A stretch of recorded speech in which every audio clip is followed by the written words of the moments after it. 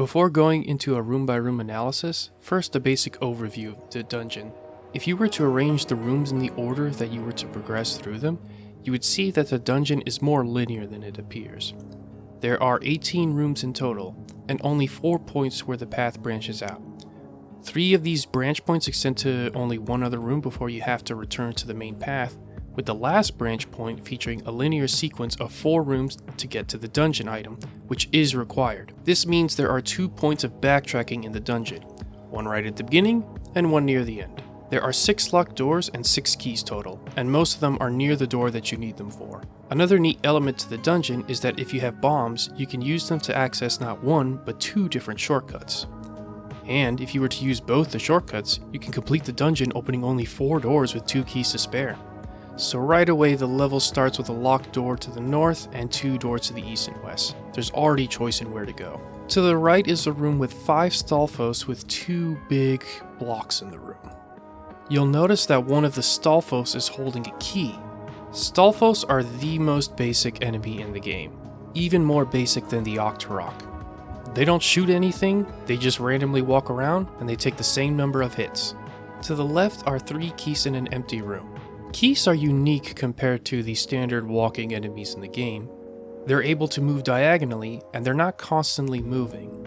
They have a period where they're stationary and then accelerate into their top speed before they wind back down again. In this room you have to kill all of the keys to get the key. The key in this room isn't optional either. So by locking off the main path so early, the player has to learn to kill everything in this room to get the key. Next is a room with 3 Stalfos with 1 big block in the way.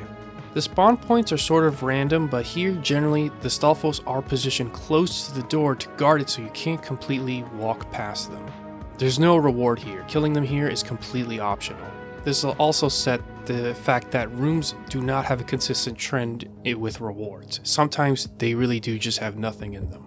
Next is a room with 5 Stalfos and 4 blocks. This is another key necessary for progression and you have to kill all the Stalfos. Note that this is also an escalation on the challenge compared to the prior 2 rooms, both of which were killing the Stalfos was optional. From here the path branches out, one to the east, one to the west, and if you have bombs, a shortcut to the north. Although at this point in the game, there's no guarantee that you'll have bombs, or that you know that you can bomb walls. To the east is a room with 8 keys and 4 blocks. This is the most intense setup with keys.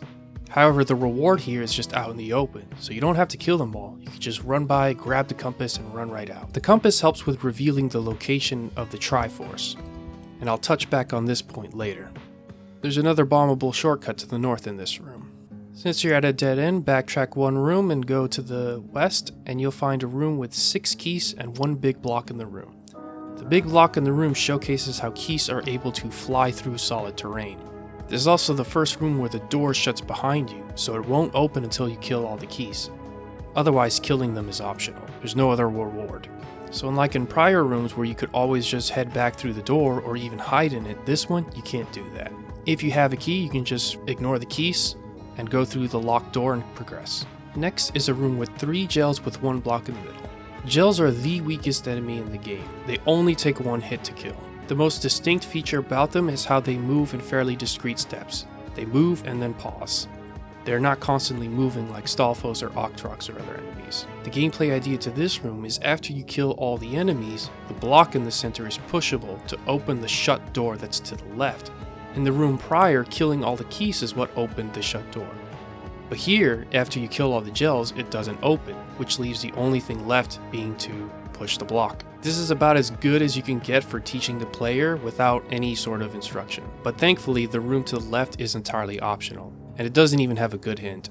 It's the one that says Eastmost Peninsula is a secret, which to this day, nobody knows what the hell is talking about. The Japanese version says that you need money to use arrows, which is a way more helpful hint. This also showcased the fact that dungeons have hint rooms. Back onto the main path, and 1 room to the east is a room with 5 blocks and 5 gels in them. The dungeon map is laid out in the open, and if you pick it up with the compass from earlier, you can know mostly where to go from here on and to get the dungeon treasure without guessing. The door to the east is locked, and you can finish the dungeon from here, but you'll miss the bow, which is necessary to beat the game. So if you travel to the north, there's a room with 3 Stalfos. There's another room featuring an enemy holding a key. This room is noteworthy because it's made entirely of one-tile walkways. There's no space to deal with enemies, so you have to take most of them head on, and watch out from being cornered. It's the most constricted combat space yet. The path only goes north. So in the next room, you'll find a new enemy, the Goraya, and there's 3 of them. The Gorayas are the sturdiest enemy in this dungeon, and they use a boomerang to fight. But just like with moblins, all you have to do is face the projectile head on without attacking, and the shield will block it. You don't need a magic shield. The unfortunate thing about the design to the Goraya is, unlike every other projectile enemy in the game, they do not telegraph when they're about to shoot. Compared to Octoroks, Lynels, Moblins, they all pause before they're about to fire their projectile. Because in a game with limited animations, having them pause is the most clear way to communicate that they're about to do something. The Gorayas unfortunately do not follow this rule, so they only pause after they've already thrown out their projectile, waiting for the boomerang to return to them. This does make them a fairly unfair enemy to fight against, because the speeds at which the boomerangs travel are downright unreactable. And in this room, you have to kill all of them in order to get the key so that you can reach the dungeon treasure. The shape of the room is also noteworthy. The best way I can describe it is in the shape of a belt buckle. The edges of the room and the belt buckle part are where the space is most constricted. So this is what can make the combat feel very Pac-Man-like, where you're moving between lanes to avoid being ganged up on by the Gorayas. Continuing on the only path available, you have a room with spike traps, here featuring a new gameplay idea and one not related to combat. So it is interesting to note all the ideas that Zelda's been doing so far that isn't just fight everything in the room. This room is another great example of trying to communicate the fact that Link can push blocks without having the ability to say so. When you head underground, the game turns into a sort of side-scrolling section, which is another neat idea. The only enemies in these types of rooms are Keese. They will fly through the walls and floors. The bow, unfortunately, is completely useless. You have to get an arrow. And this is something they naturally didn't do in future Zeldas, where you obtain a weapon only to find out that it does nothing, and you have to buy the other half of the weapon. So backtrack the 3 rooms back to the room with the gels, where you got the dungeon map, and head to the east with the only path remaining. Here you have a room with 3 Gorayas. Killing them is completely optional, and the door ahead is already open, so you can just run right past them. If you do kill them though, you'll get the boomerang as a reward, which is pretty awesome. Unlike the room with the belt buckle, you have a lot more space to deal with the Gorayas here. Continuing on, you have another unique idea. The room starts off completely empty with the key in the bottom corner. You might think nothing of it, but as you go to grab the key to open the last door, wall masters come out to try to grab you. Wall masters are about as sturdy as the Gorayas, and if they grab you and you don't kill them in time, they'll drag you all the way back to the beginning of the dungeon. I think there's about 3 in this whole room, although it's hard to say. There's a neat trick where you can stun them with the boomerang that you got in the prior room, and then wail on them. In the penultimate room, we come across Aquamentus, the first boss. Aquamentus strafes left and right, and shoots a trio of projectiles at Link's position. You have to hit the head in order to damage him. The fireballs that he shoots also cannot be blocked by the shield, so you have to time your approach accordingly. For whatever reason, the timing isn't totally consistent, but you can find a rhythm to safely damage him without taking a hit yourself. Alternatively, you can use bombs. Overall, the first level in Zelda starts out strong. You have a mix of combat, navigation, and other non-combat gameplay ideas.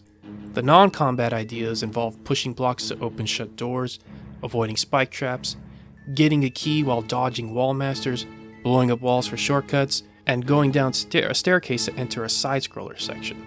When it comes to the combat, the placement of enemies isn't arbitrary. No 2 rooms are identical, and there are peaks and valleys to the intensity of combat. When you look at how keys are used, there is an obvious progression by their increase in numbers. Gels and Gorayas are introduced later in the dungeon, one as a form of reprieve and the other as a form of escalation. There's still more than just increasing the number of enemies and switching from easier enemies to harder ones though. Stalfos go back and forth from having 5 in a room to 3 in a room, and the reason for this is twofold: the shape of the room and whether the challenge is required. So even when there's an identical number of Stalfos, the shape of the room is different. As you can see, this room with 3 Stalfos near the start is very different than this room with 3 Stalfos that's much later. and compare these two rooms that both have 5 Stalfos. Besides the different room shape, the first one requires you merely kill the one with the key, while the second one requires you kill all 5. The same holds true for keys, gels, and garayas. On the next subject to keys and locked doors, they serve a dual purpose: to make the dungeon less linear as part of the challenge of navigation, and force the player to engage with the challenge in the room that contains it. The dungeon is made of 18 rooms, and there are 6 keys and 6 locked doors in total. This means that for many rooms, combat's optional. There's only 3 rooms where you have to kill all the enemies to get the key. That's it. You can observe the progression here from how you go from combat with 3 keys, to 5 Stalfos, to 3 Garayas, in that order. 2 of the keys only need you to kill the enemy holding it, and 1 key's out in the open. Although for any room where an enemy isn't holding a key, or the treasure isn't out in the open, you're incentivized to engage in combat. Maybe you'll get something, maybe you won't. There's a mystery element there, like a brick block from Mario. When it comes to navigation, rooms with locked doors are what get you to go back and forth through a level. For each branching path and locked door you encounter that you have to return to, you have to hold it in your memory. Naturally, the first dungeon is designed not to overwork your mental load. Locked doors are encountered one at a time, and they can all be opened the first time you arrive at them if you play the dungeon right. For every point where the path branches, it doesn't branch out further. You don't have multiple levels of nodes and links to keep track of. The compass is optional, so it serves a purpose for the dungeon non-linearity and as a meaningful reward. After all, why have branching paths with optional rooms if there's nothing to get in them? The compass is placed so that it can be acquired before the map and off the critical path. So when you see where the Triforce is, it's perhaps no coincidence that you're at a dead end that forces you to the opposite direction of where it's at. The compass wouldn't make as much sense if it was in any other room. The dungeon map is also optional, but it's practically given to the player, and there's a reason for that. It's where the path splits.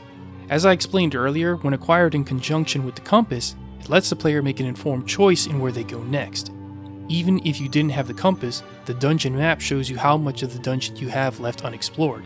You have several rooms left in both directions. So even if you go on the main path on accident, you're not locked in with the boss. You can turn around, leave, and explore the other direction.